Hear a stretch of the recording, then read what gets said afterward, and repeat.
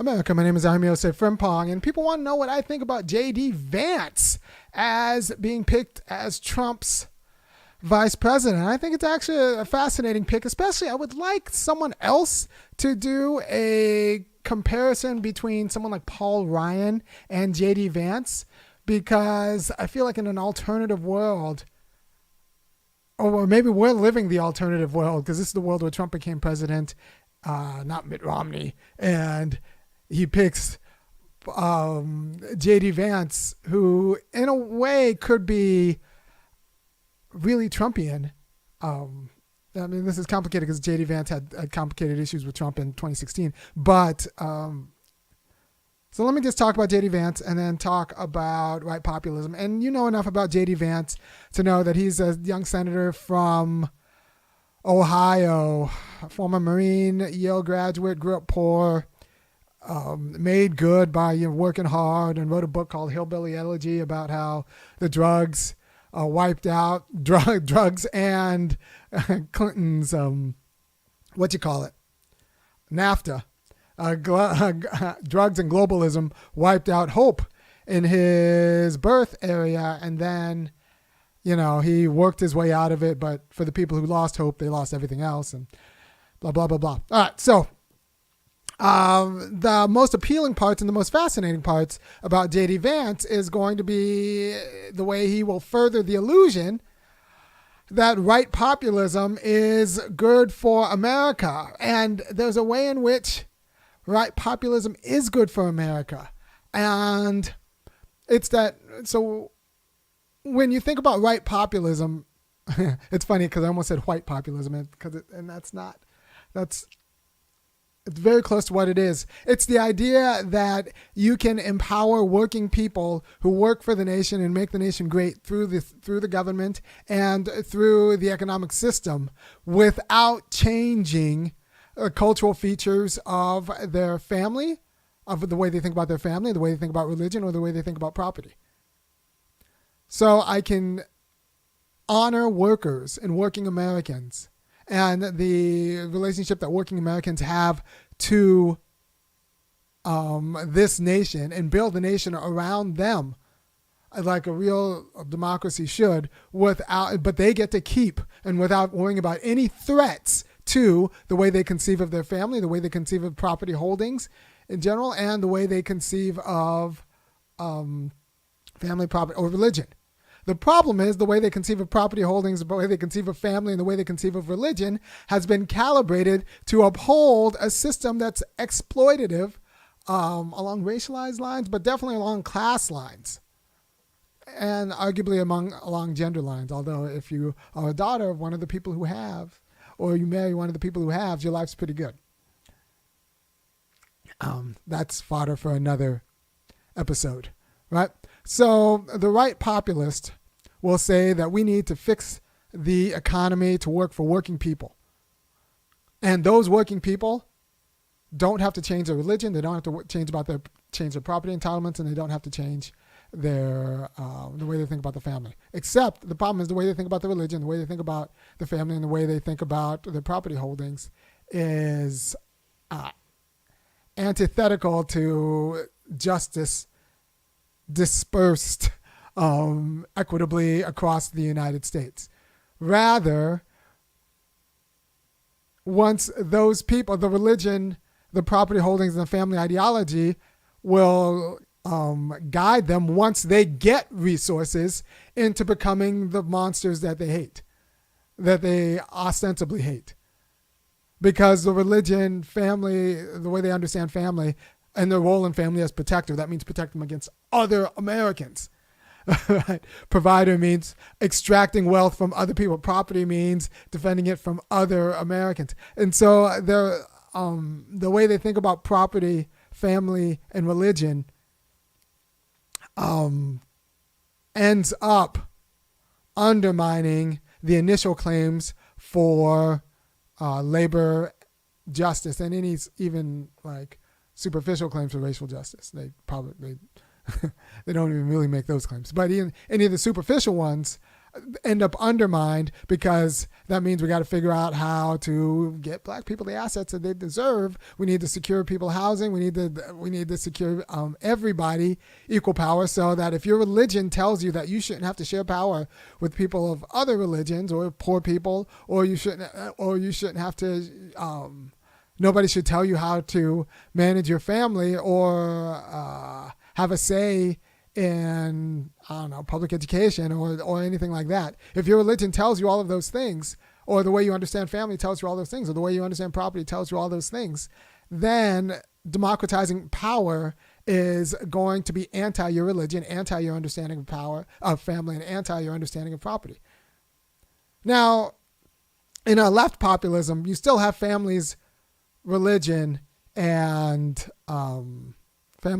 property. In, I think, a robust left populism. But it's not going to look the same.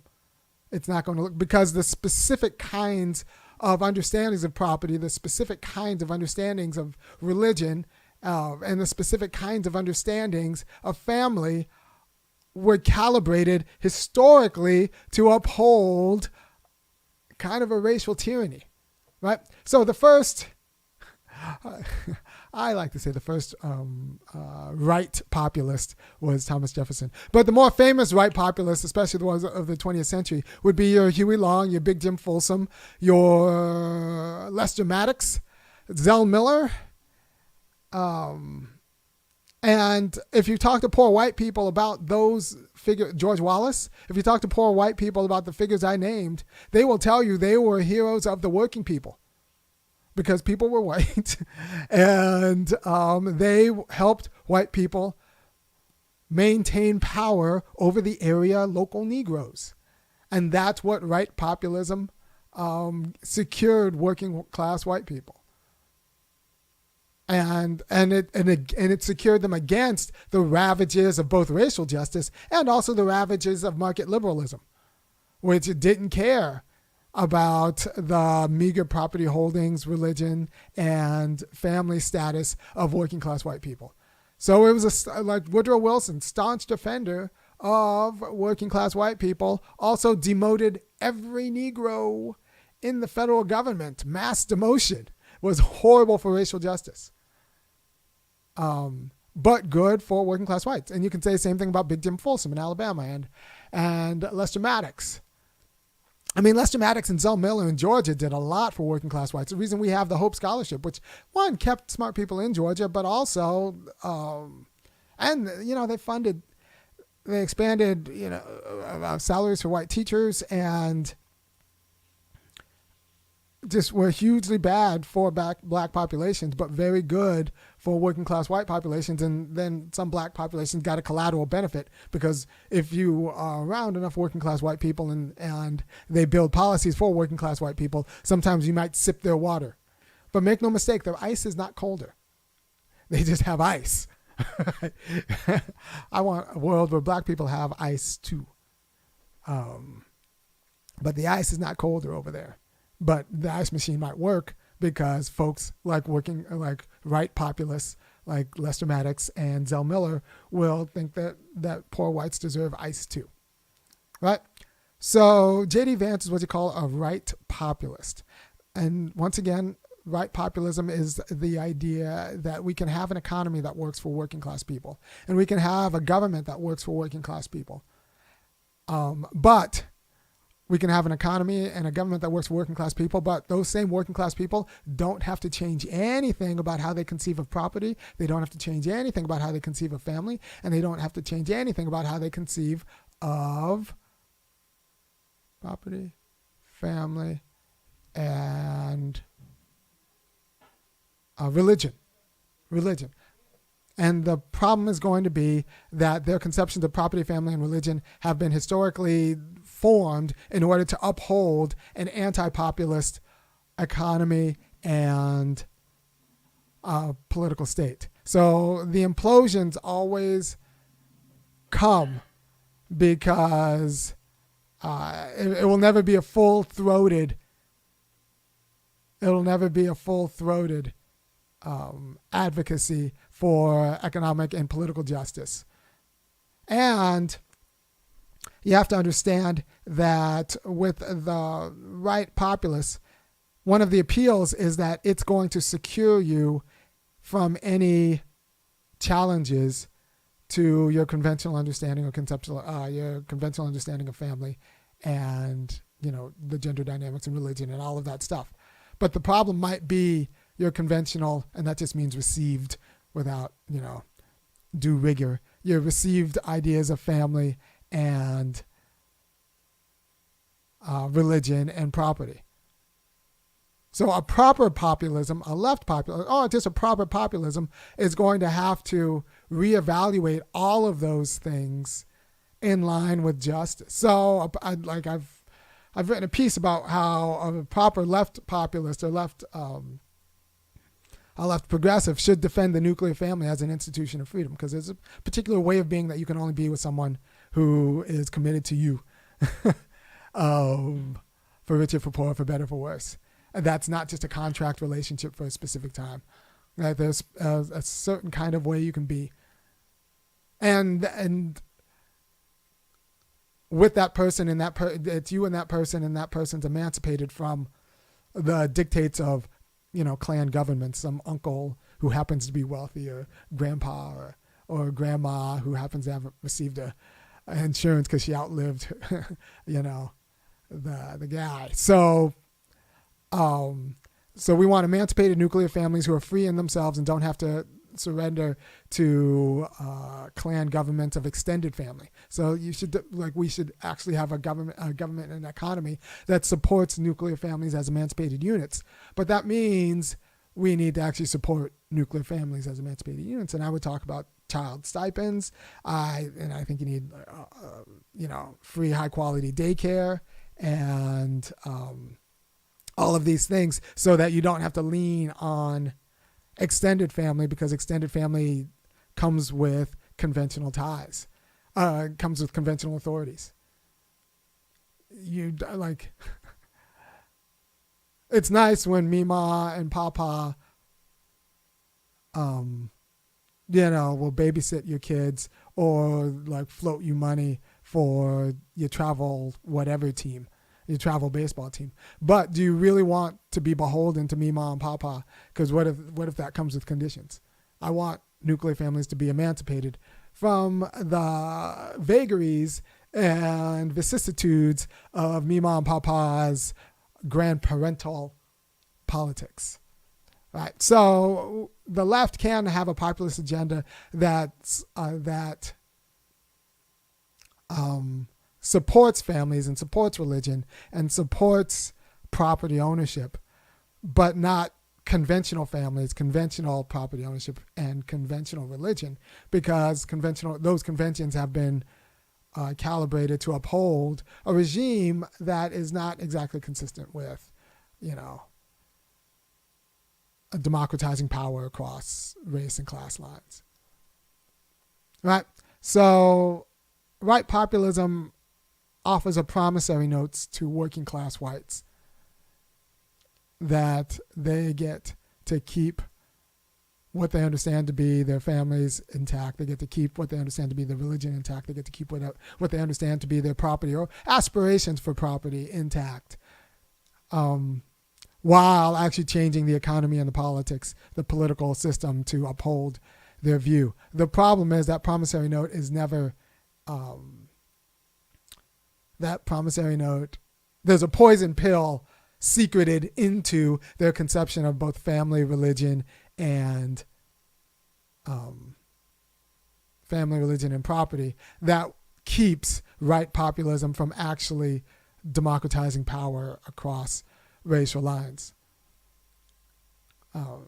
Because they have a religion, they have a conception of family, and they have a conception of property that says that they don't have to democratize power across racial lines. And that is a problem. And the same reason that right populism won't ever actually bring peace to the Middle East.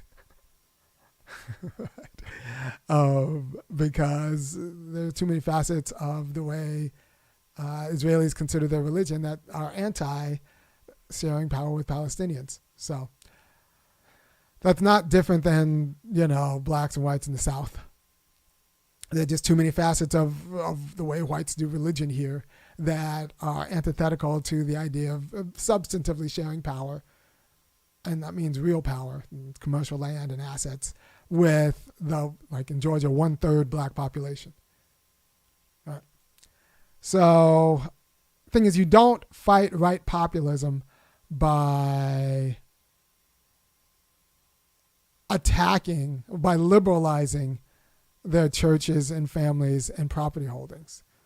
You fight it by just reconceiving what proper churches, family, and property holdings are in a way that sustains the virtues, the specific virtues of each of those spheres of freedom. You still want to preserve parental authority. You still want to honor property as, the ability to imbue objects with my will and say what they are and what should be done with them. And you still want to,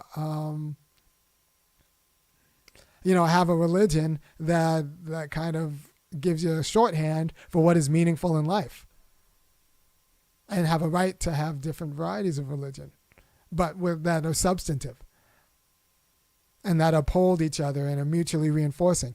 But trying to insert racial justice into a right populist